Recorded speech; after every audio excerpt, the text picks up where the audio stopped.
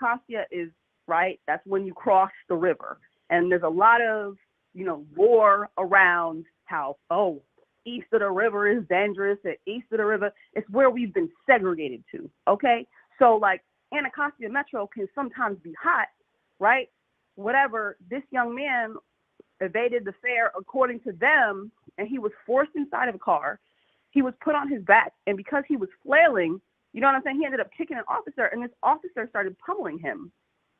And it's like, I just saw a video circulating where, like, that same officer was tackling another young Black kid, cracking down on fare evasion at a different metro location. And it's like, there has been a crackdown on fare enforcement, but it really it's bothersome because it's like, we're not addressing why people are evading fare. The fare has increased, like, insanely, like, over the years, for no real, I can't qualify the reason, on top of the fact that wages are the same and people's rent is going up, right? The cost of food is going up. So it's like, we're cracking down on young men or women for evading fare when it's like, nobody's addressing why that's happening. And the same thing is the case for, like, why the youth even come into Navy Yard. Like, these kids want to be grown because being grown in their mind means freedom. And so they're trying to hang out where the adults hang out in Navy Yard. And it's like, that's also a condition of being a marginalized group. People don't regard children as a marginalized group, and especially when it comes to Black kids, they're adultified super young. But it's like, these kids want to feel grown because they want to feel independent or separate from the situations, you know what I'm saying, the unfortunate situations that they're dealing with at home. And it's like, there's no sympathy for them. Like, they're extremely criminalized by a bunch of white DC transplants. You know what I'm saying? And even our own community criminalizes, these young Black kids, referring to them as YNs or this or that. Correct. But it's like, all of that is born from trauma. It's a survival response. So, I agree with you on all points too, and especially if I have to deal with adult consequences, I might as well be in adult spaces. And I think exactly. To the other point is just like, there's always like, this is my sentiment when the ICE raids kind of started in LA, is like, telling Black people like, you're next. Like, we always know that this is going to trickle down to us. This is something we've been saying from the beginning, because there's never been a time in this country where we weren't the right now. And I think when you got situations like public transit being unaffordable, like public transportation, the thing that is literally like to service underprivileged people, or just make the commutes and things easier for people who can't afford cars. I think to price those people out of those situations and then wonder why, like, well, my whole neighborhood has public transportation, but I can't afford it.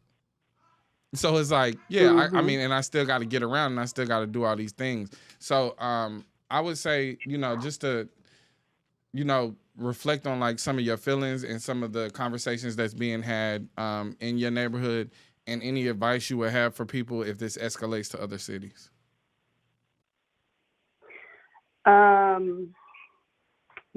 I think that it's going to escalate. Per your comments about how, it'll always come back to us. It started with us. Like, we've been screaming about Trayvon, Sandra Bland, Mike Brown. Like, this use of excessive force that we're seeing is simply spreading into other sectors of law enforcement. Now, per ICE raids, ICE itself has been birthed from the prison industrial complex that was targeted to the Black community first, per Reaganomics, right? So I think that, like, aside from knowing your rights, like, talking to your neighbors is extremely important right now, because, living in DC, what I can say about how this specific government is being weaponized to primarily democratic cities, extremely multicultural cities, like, it's very much like, these are war tactics.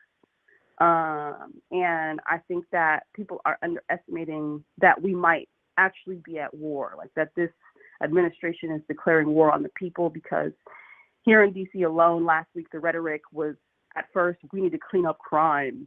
And it moved very quickly to, we need to bulldoze entire neighborhoods in DC and cleanse DC. And that rhetoric is very dangerous. That rhetoric is very loaded, right? Yeah, that's Nazi shit. So And so before that we made a is, phone call to you, I was saying that the National Guard, ICE agents, and basically anybody that operates in this federal, in any of these federal agencies that are being weaponized against the citizens are essentially Nazis. And yes. because there's been talks of like, well, not even talks, but like records show crime is down, and the same cities that Yep. they want to police, crime is down, but are also largely democratic cities as well. They want to. Hmm. They're using this as a way, like we're going to criminalize black skin so we can funnel people back into the prison industrial complex.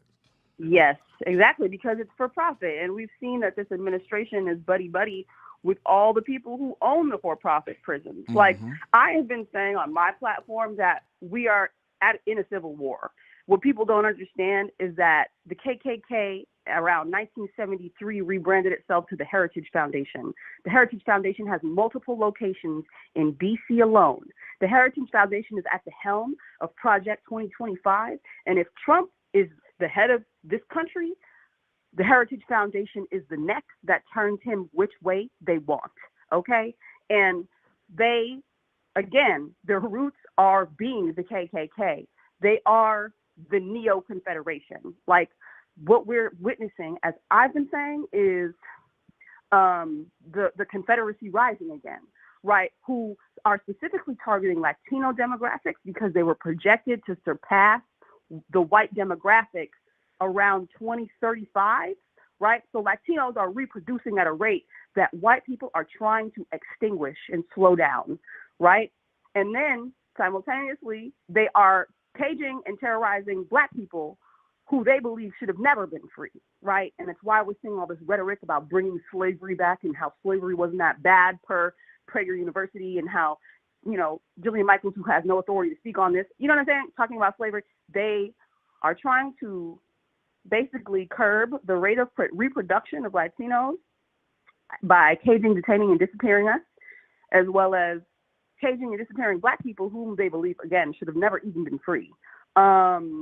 And I think that if we take into account that what we're experiencing is war tactics, and we might need to accept that we're in a civil war, if we combine that with the fact that, like, we're at a time now in humanity where the richest people are trying to replace human labor with artificial intelligence, we're also teetering on the edge of a second revolutionary war. And I think that talking to your neighbors, stockpiling canned goods, dry goods, like learning how to filter your own water. Like, there's a lot of back to basics that we need to be learning right now and embracing right now. Just as much as getting armed is important, so is learning how to make a tourniquet and stop a bullet wound. So is learning CPR, right? Like, these are extremely important things right now for us to be thinking about. I agree.